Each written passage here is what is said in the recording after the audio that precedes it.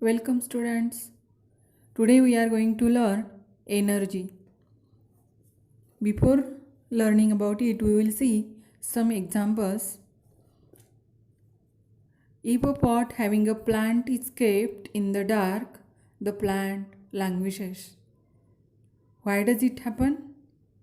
Because when the plant is kept in the dark, it will not get light energy from the sun, and we know that for growth of plant sunlight is very necessary for their photosynthesis process.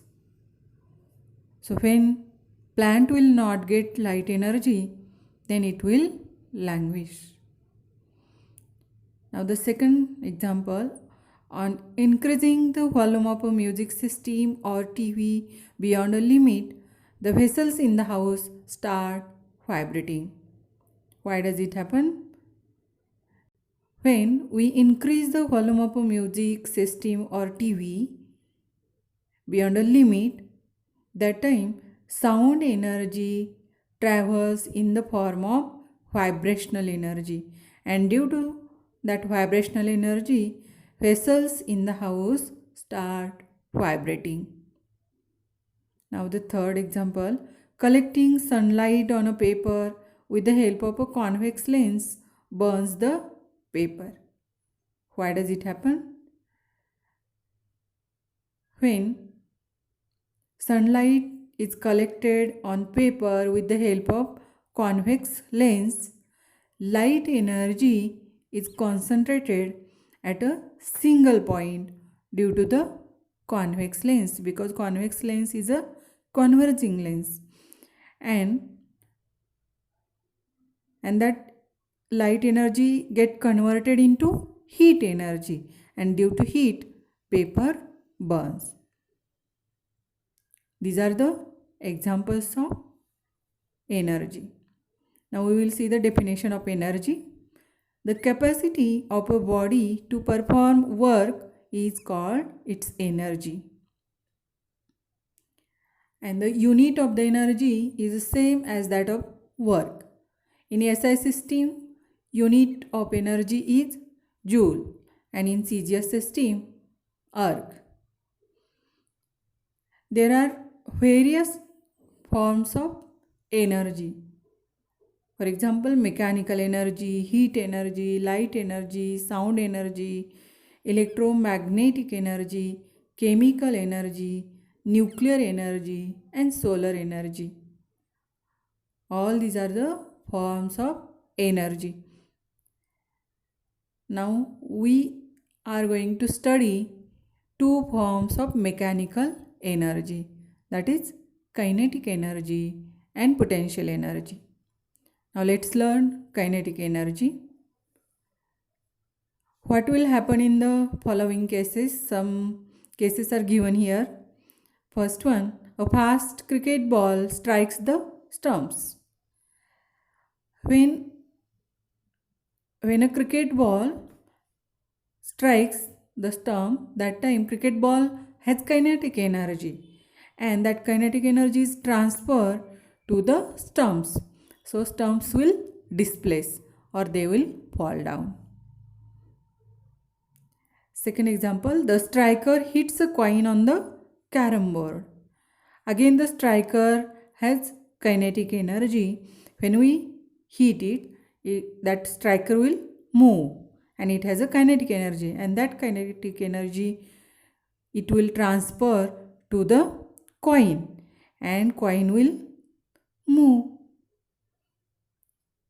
Now the third example, one marble strikes another in a game of marbles. Again the same situation, one marble possesses kinetic energy which is moving, and that marble will transfer its kinetic energy to the another marble which is stationary. So the stationary marble will get energy and it will start moving.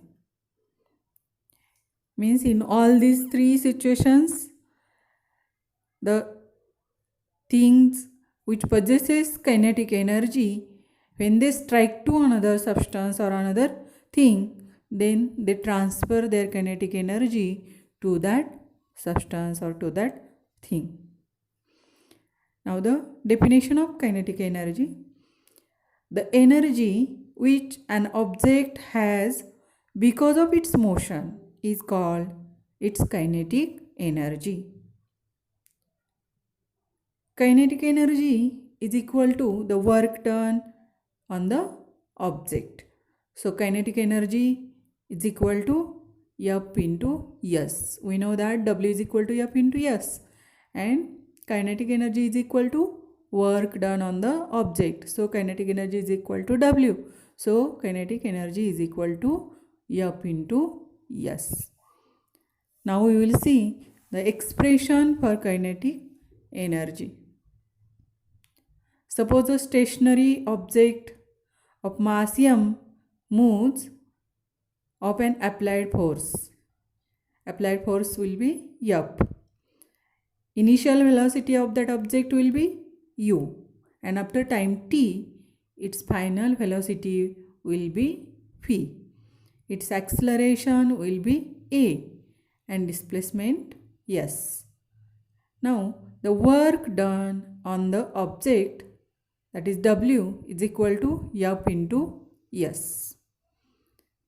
Now according to Newton's second law of motion, we know that F is equal to m into a, means F is equal to ma. This is our equation number 1. Now according to Newton's second equation of motion, we know that S is equal to ut plus 1/2 at square. But in this case, u is equal to 0, means when object's initial velocity is 0, so u is equal to 0. So when we put the value of u in the given equation of motion, then it will become S is equal to 0 plus 1/2 at square. So S is equal to 1/2 at square. This is our equation number 2. Now we know that W is equal to F into S. Now put the value of F and S. So W is equal to ma into 1/2 at square. We have put these values from equation 1 and 2. Now W is equal to 1/2 m into at bracket square. A into a square. So it will become at bracket square. Now using Newton's first equation of motion, that is V is equal to u plus at. So V is equal to 0 plus at, because we know that u is equal to 0. So V is equal to at, and by squaring to both sides, V square is equal to at bracket square. This is our equation number 4. Now put this value of at square in equation number 3.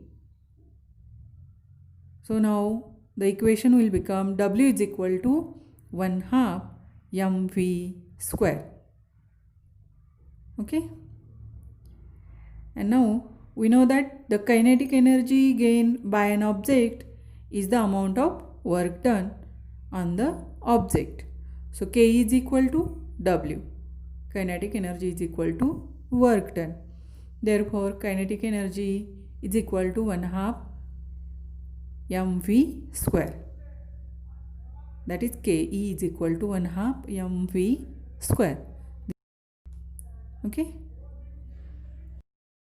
Now we will see expression for potential energy and definition of potential energy. Before that, we will see some examples. An arrow is released from a stretched bow. Now what will happen? When you stretch the arrow, that time it possesses potential energy, and when it is released, then it possesses kinetic energy. Means potential energy is converted into kinetic energy. Now second example, water kept at a height flows through a pipe into the tap below. In this case, kept at a height is the situation given related to the state of the object. Okay, this water kept at a height possesses potential energy, and when it flow from the tap below, then it possesses kinetic energy. In this case also potential energy is converted into kinetic energy. Now the third example, a compressed spring is released. When spring is compressed, it possesses potential energy due to the position, and this energy is converted into kinetic energy when we release it. Okay. Now the definition of potential energy. The energy stored in an object because of its specific state or position is called its potential energy. Okay. Now hold a chalk at a height of 5 cm from the floor and release it. And second situation, now stand up straight and then release the chalk. Is there a difference in the results of the two activities? Yes, there is a difference. Now what is the difference? The first situation, when a chalk at a height of 5 cm from the floor and released, the height is less, so it will possess less energy. And in second situation, that stand up straight, when we stand up straight and then release the chalk, then height is more and it will possess more potential energy.